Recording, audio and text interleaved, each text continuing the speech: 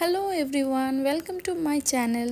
আজকে আপনাদের জন্য কিন্তু আমি একটা নতুন কুমড়োর ভাজার রেসিপি নিয়ে চলে এসেছি। একদম অন্যরকমভাবে আপনারা কিন্তু এটা এনজয় করতে পারবেন।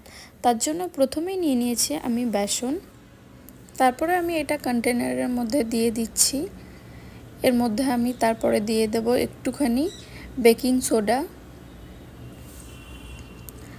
তারপরে দিয়ে দিচ্ছি আমি অল্প একটু চালের গুঁড়ি দিয়ে দিলে কি হয়, এই জিনিসটা কিন্তু খুবই ক্রাঞ্চি হবে, মুচমুচে ভাব হবে। এরপরে দিয়ে দিচ্ছি একটু জিরে গুঁড়ো, একটু হলুদ গুঁড়ো, একটু লঙ্কা গুঁড়ো, তারপরে একটু দিয়ে দেব আমি নুন,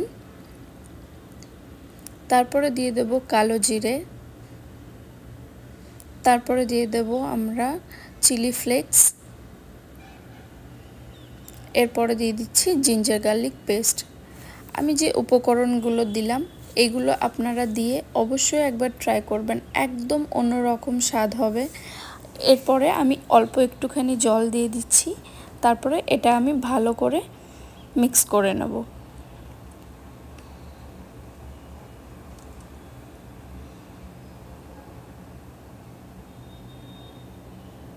ভালোভাবে এইভাবে ঘুরিয়ে কিন্তু এই প্যাটিটাকে তৈরি করে নিতে হবে।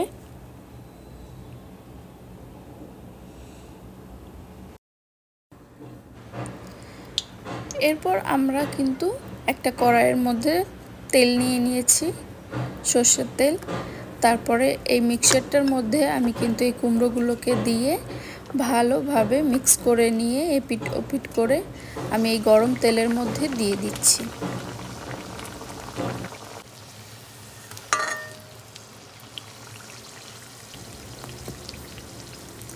এভাবে কিন্তু আস্তে আস্তে এপিট ওপিট করে দুটো পিঠই ভালোভাবে এটাকে ফ্রাই করে নিতে হবে। আমার কিন্তু ফ্রাই করা হয়ে গেছে, আপনারা দেখতেই পাচ্ছেন কত সুন্দর লাগছে, একদম ফোলা ফোলা হয়েছে, ক্রাঞ্চি হয়েছে। আমি এটা খেয়েওছি, খুবই টেস্টি হয়েছে। আপনারা অবশ্যই ট্রাই করবেন। Thank you.